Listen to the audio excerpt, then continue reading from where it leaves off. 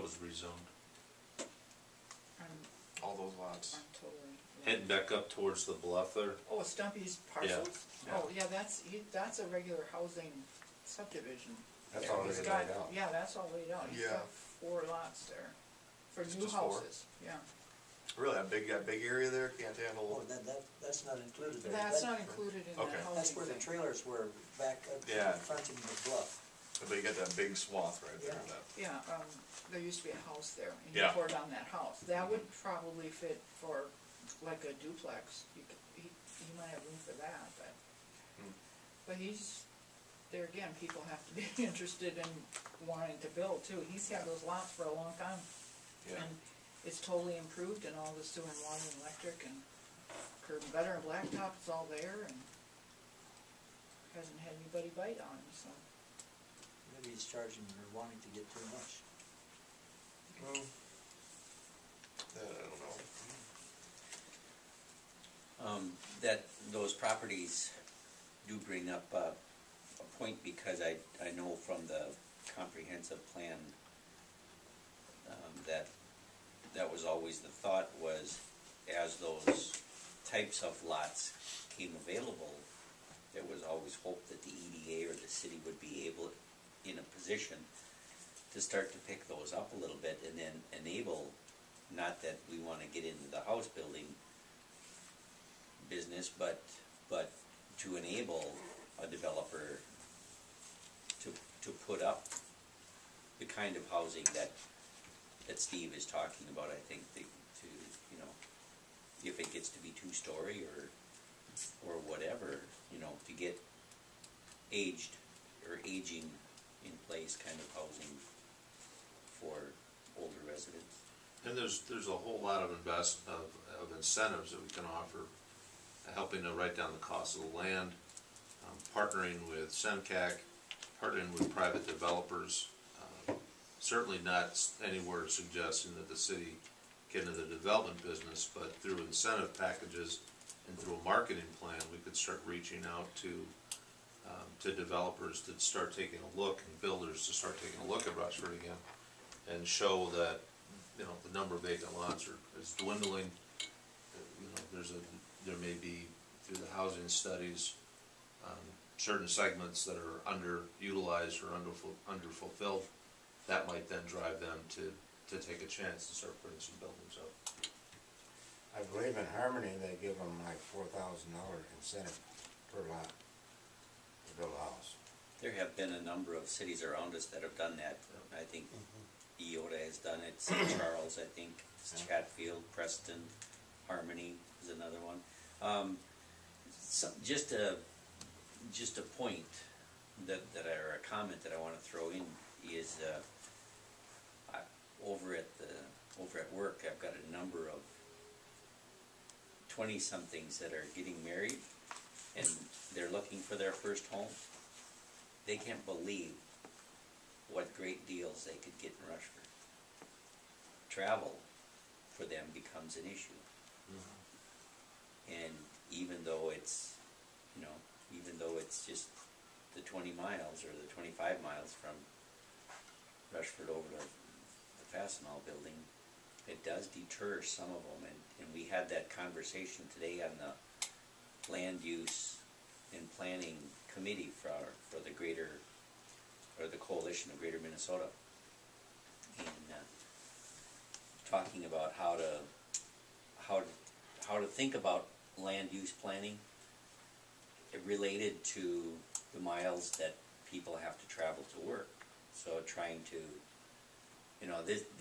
I can't see this necessarily applying to Rushford because we are so close together anyway. But there's maybe an opportunity there too if we could work with Winona, or several towns work with Winona, or the big employers over there, try to figure out some way of getting people back and forth to work.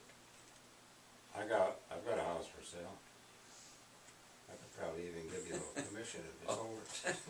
Okay, well, give me your business card after the meeting. I haven't got one.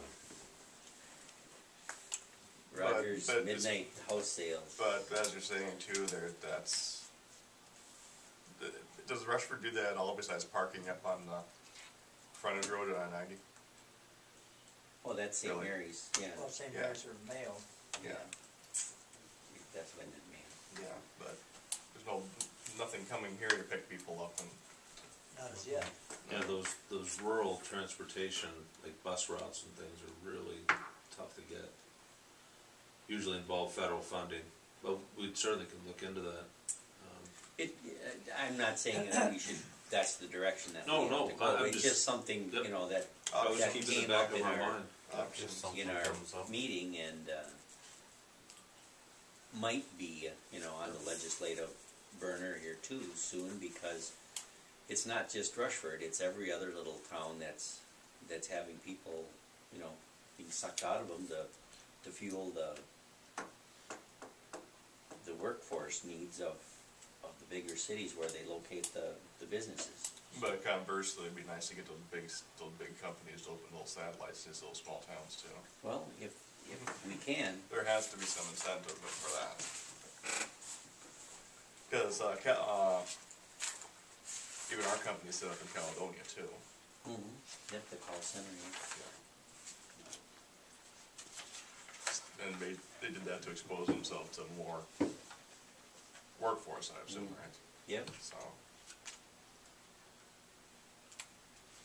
But I think we should also take a look at the full range of housing that's available in the city and what may be in need.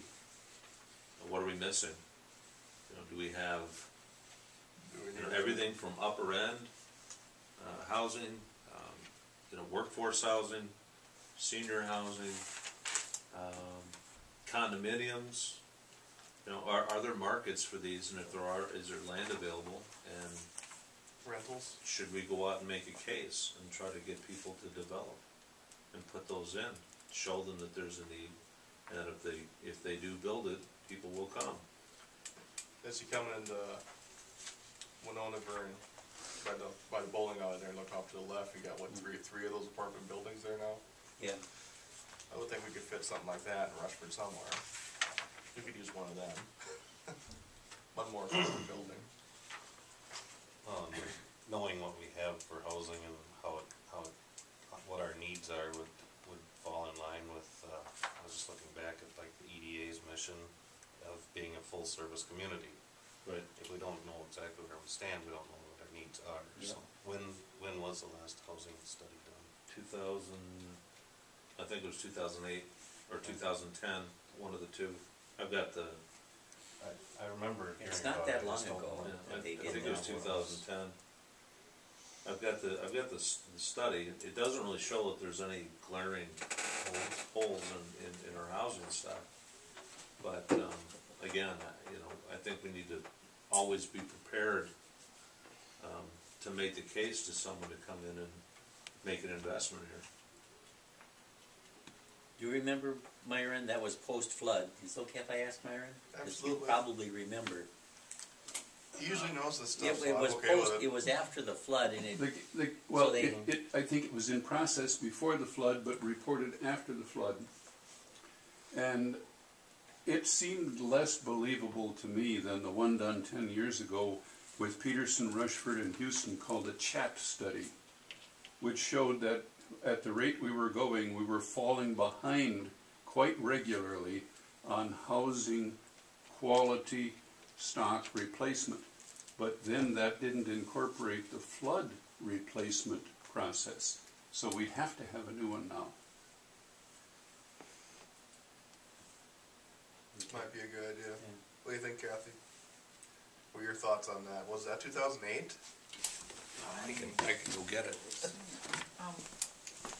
Myron's point about the quality of housing since the flood, that's for sure. Yeah, It's that's been point improved, taken, You yeah. know, I mean, that's one good thing about the flood was that it forced everybody to make some improvements that Are they you may trying not to have tell me done. my house wasn't good enough? No, Roger, these are not saying that.